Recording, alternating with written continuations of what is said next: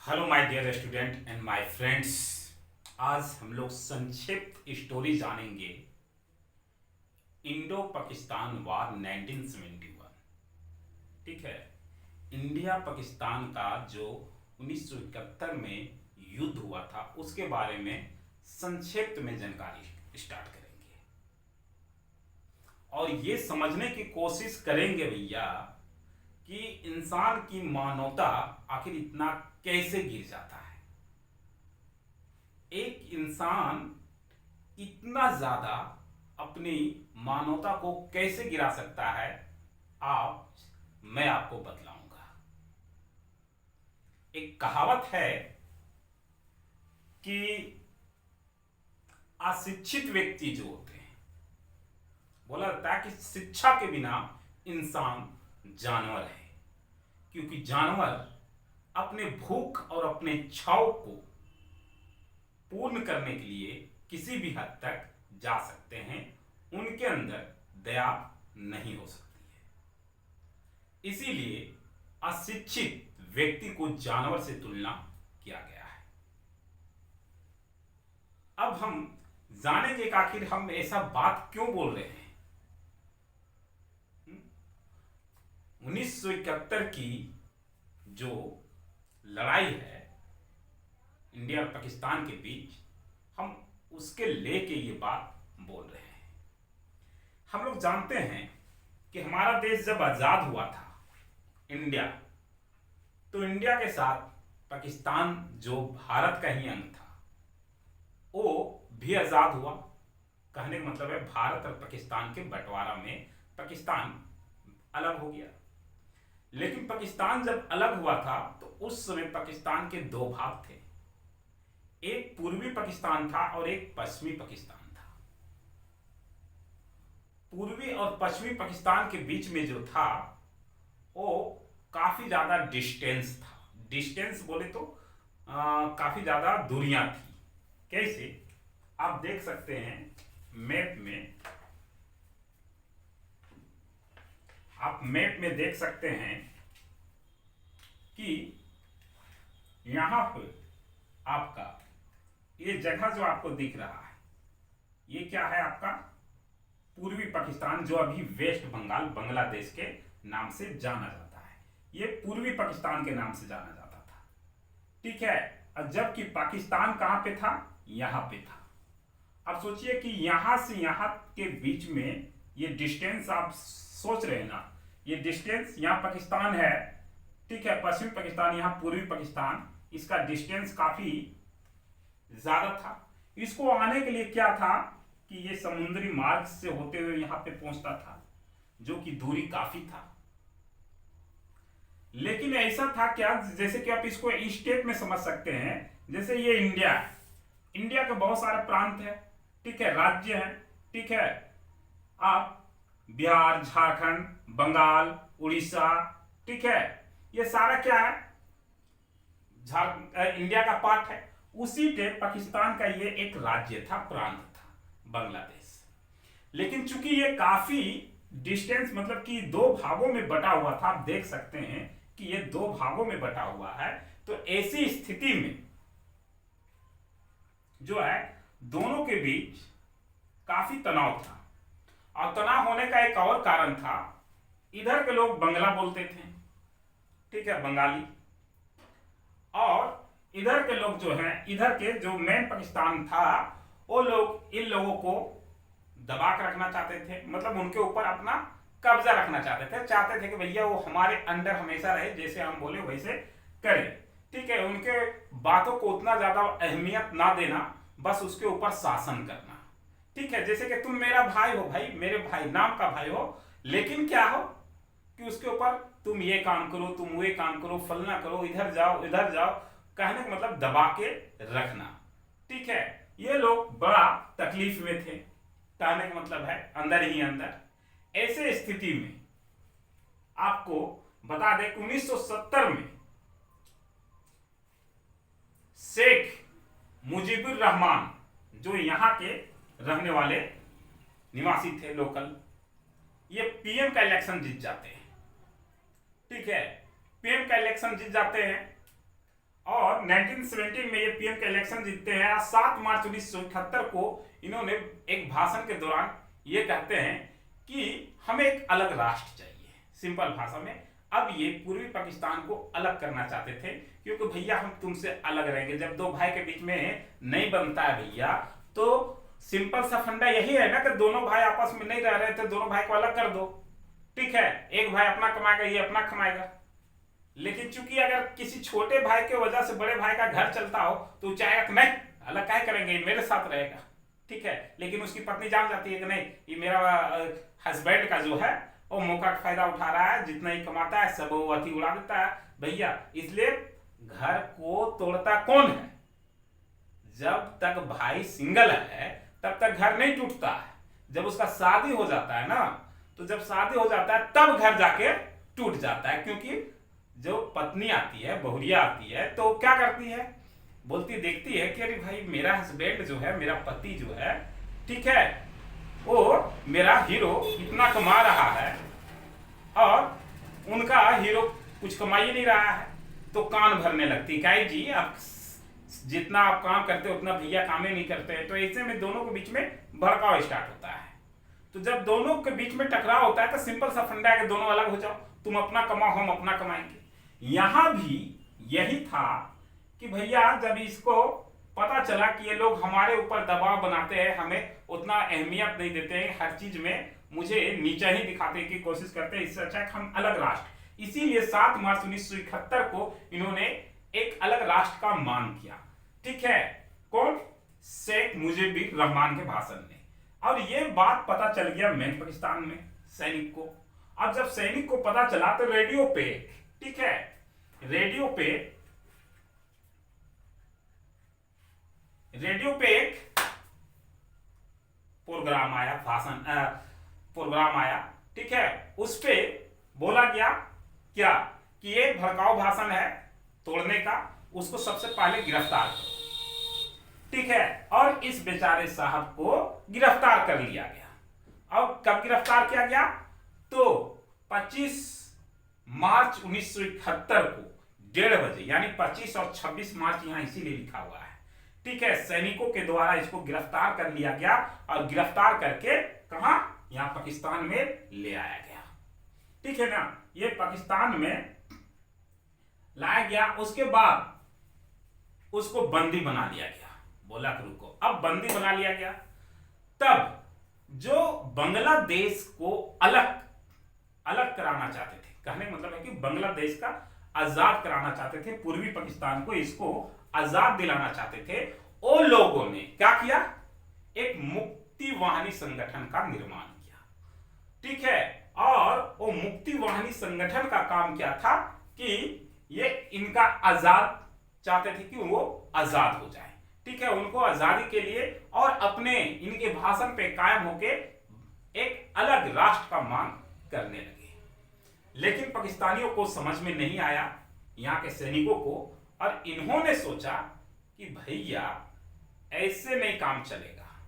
क्या करो कि सबसे पहले वहां जाके, ठीक है, कहां? पूर्वी पाकिस्तान में जो राष्ट्र, अलग राष्ट्र के समर्थन कर रहे हैं, उन सबको सबक पहले सिखाओ। अरे भैया, सबक ऐसे सिखाया जाता है क्या? मैं पूछता हूं, सबक ऐसे?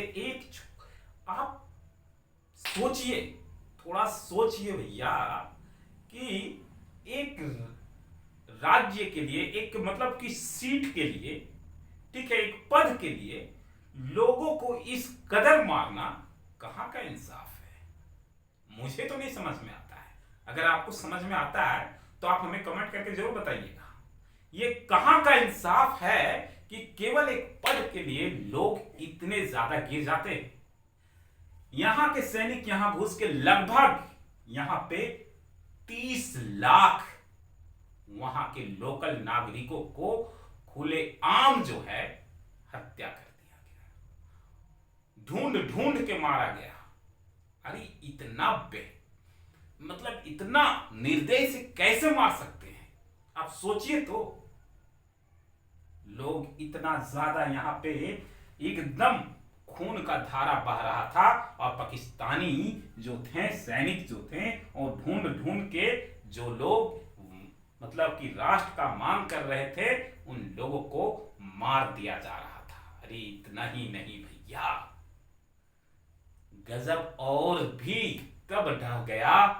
कहने का मतलब, एक तो इतना तक भी चल रहा था, लेकिन लोग इतनी ज्यादा सैनिकों की मानवता गिर चुकी थी इंडियन फोर्स की, कि इतना, सॉरी मिस्टेक, पाकिस्तानी फोर्स की जो है मानवता इतनी गिर चुकी थी, इतनी गिर चुकी थी पाकिस्तानी सैनिक का, कि केवल नरसंहार ही नहीं कर रहे थे, बल्कि वहां के महिलाएं और बच्चियों के साथ लगभग 4 लाख महिलाओं और बच्चियों के साथ रेप किया गया था। कितना? 4 लाख। और वो भी रेप, मतलब जिसका जिक्र नहीं किया जा सकता है,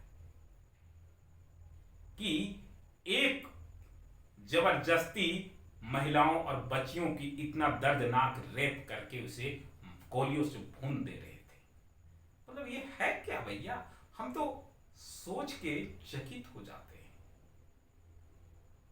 मतलब सुन को ही इतना खराब लगता है कि क्या हम बताएं कि लोगों की मानवता कैसे इतना गिर सकता है। तब जाके यहाँ के कुछ लोग जो हैं से इस पूर्वी पाकिस्तान से हमारे देश भारत में शरण लेने, लगभग 10 लाख लोग जो है भारत में शरण लेने आ गए, बच बच के, कि भैया बचा लो, कि भागो के इधर उधर से, कि वहां तो मारे जा रहा है। अरे वो देखो मारा, ठीक है, वो देखो वहां, ठीक है, वहां कमरा में चिल्ला रही है कि प्लीज मुझे छोड़ दो, प्लीज मुझे छोड़ दो, कुछ नहीं, रेप कर दो। ये क्या ऐसा, मतलब भयानक उस नजारा को कहा मत। ये तब हमारे देश की उस समय प्रधानमंत्री जो थी वो इंदिरा गांधी थी। अब इंदिरा गांधी देखी कि हमारे पड़ोस के राज्य में भैया था, तो ये भी भारत का ही अंग था, अलग हो गया ना। और हम तो हैं भारतवासी, हमें किसी का दुख देखा नहीं जाता है, हमें किसी का दुख देखा नहीं जाता है। इसीलिए इंदिरा गांधी ने आदेश दिया, ठीक है, इंदिरा गांधी आदेश दी, आर्मी स्टाफ जनरल साम मानेकशॉ को, साम मानेकशॉ जनरल, आर्मी का जनरल स्टाफ थे, ठीक है, साम मानेकशॉ, उनको आदेश दिए कि जाओ और घुस जाओ बांग्लादेश में और लोगों को भून दो। लोगों को नहीं, वहां के सैनिकों को, जो लोगों के ऊपर अत्याचार कर रहे हैं। लेकिन उन्होंने मना कर दिया, क्योंकि महीना था अप्रैल का, 28 अप्रैल को उन्होंने आदेश दिया था 1971 को, 28 अप्रैल को। चूंकि महीना था गर्मी का, लास्ट गर्मी का, उसके बाद मानसून स्टार्ट होने वाला था, पानी, जिसके बाद सैनिकों को भेजने में काफी ज्यादा प्रॉब्लम हो सकता था यहाँ पे, ठीक है। अब इस कारण उन्होंने मना कर दिया और उन्होंने बोला कि हमें नवंबर तक का टाइम दीजिए, क्योंकि उस समय बरसात खत्म हो जाएगी पूर्ण रूप से, उसके बाद हम लोग हमला करेंगे तो ठीक रहेगा। और चूंकि हम लोग सभी को जानते हैं कि पाकिस्तान के सपोर्ट में चीन, अमेरिका और इंग्लैंड हमेशा साथ दिया है, इस युद्ध में भी साथ दिए थे उनके तरफ से। अब भारत की तरफ से जो थे वो रूस के द्वारा, भारत जो है, इंदिरा गांधी पहले ही रूस से समझौता कर ली थी। अब रूस से समझौता कर ली थी तो रूस जो है भारत को साथ देने के लिए आगे है। लेकिन क्या है कि ये डायरेक्ट इंडिया यहाँ पे आके वार नहीं कर सकता था। इंडिया क्या किया कि उतने अप्रैल से लेकर नवंबर के बीच में अपना पूरा सैनिक इधर भर के रख दिए, पूरा सैनिक यहाँ पे भर दिया गया। और जो मुक्ति वाहिनी जो पूर्वी पाकिस्तान में चल रहा था, ठीक है, उनका पूरा अंदर ही अंदर पूरा सपोर्ट दिया, हम तुम्हारे साथ हैं, तुम लगे रहो, ठीक है। और इधर एकदम पूरा सैनिक ही सैनिक भर दिया गया। अब क्या हुआ, भारत इधर से उठा के इधर, अब इधर पाकिस्तान है और इधर आप देख रहे हैं कि पाकिस्तान। और सबसे पहले क्योंकि इंडिया भैया, हम तो क्या हैं, हम भारतवासी हैं, यहाँ पे राम भी आए हैं, कृष्ण भी आए हैं, और हम पहला वार दुश्मनों को करने के लिए मौका देते हैं। हम तो चाह रहे थे कि दुश्मन कब हम पे अटैक करे, और 3 दिसंबर को पाकिस्तान ने जो है भारत पे अटैक किया। अब भारत पे जबरदस्त अटैक किया, लेकिन कोई खास नुकसान भारत को नहीं हुआ। उसके बाद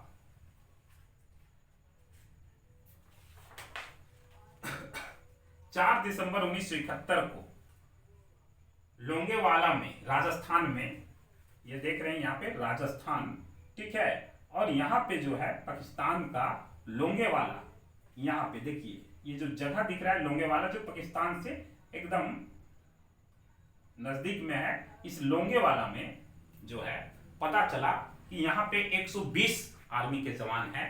तो पाकिस्तान को ये गुप्त बात पता चला तो बड़ा खुश हुआ, सोचा नहीं कि अब तो भैया उन लोग को भूंज के उस जगह को कब्जा कर लेंगे लोंगेवाला को। और वो लोग क्या किए, उस समय लोंगेवाला जो था जगह, तो लोंगेवाला जगह में जो है आपको बता दें,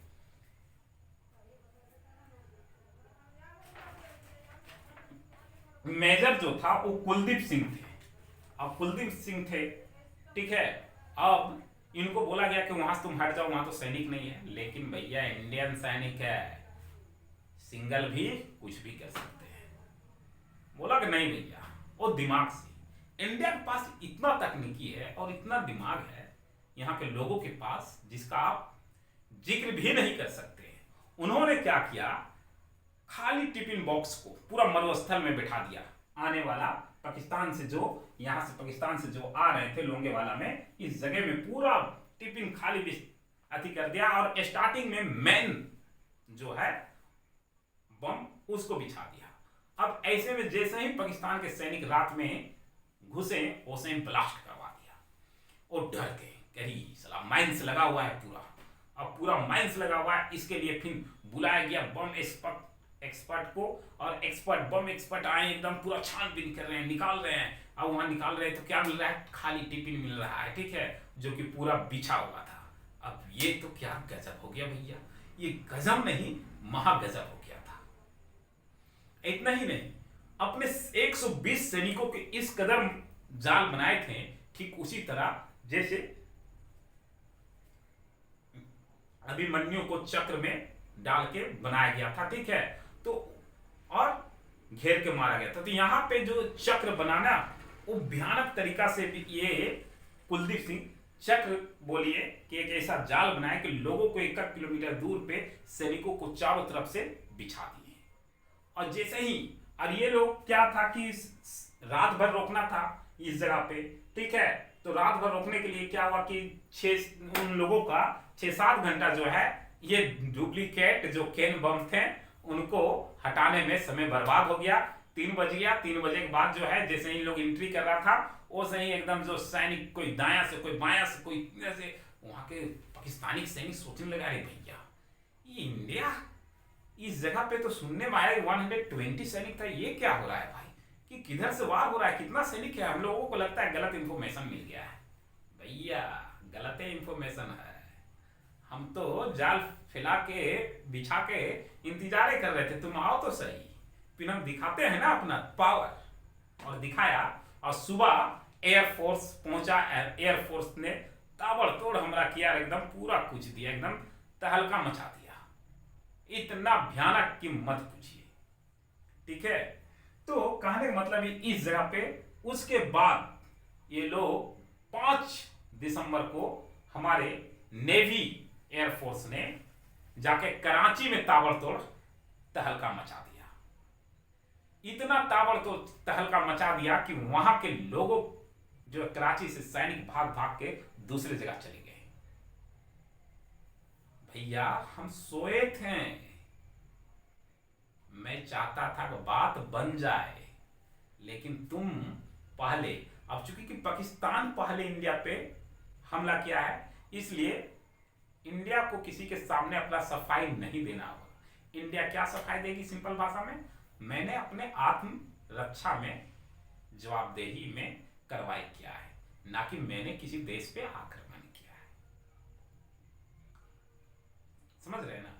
ऐसे में यहां पे जो है बांग्लादेश में, यहां भी इंडिया द्वारा जो सैनिक तैयार थे वो मुक्ति वाहिनी को जबरदस्त, फिर यहाँ पे नेवी का भयानक युद्ध हुआ और अमेरिका के द्वारा से भेजा गया नेवी, और फिर अमेरिका सपोर्ट में आया, सपोर्ट में फिर आपका ब्रिटेन आया, उसके बाद इधर से रूस आया। दोनों के बीच काफी ज्यादा जो है वाद विवाद हुआ और फिर अंत में इधर का सैनिक को पूरा वहां पे बांग्लादेश पूर्वी पाकिस्तान के मेन स्ट्रीम जहां पे ढाका बोला जाता है, ठीक है, ढाका में पूर्ण रूप से उन लोगों के मानसिक रूप से जो है उन लोगों का डर बना दिया।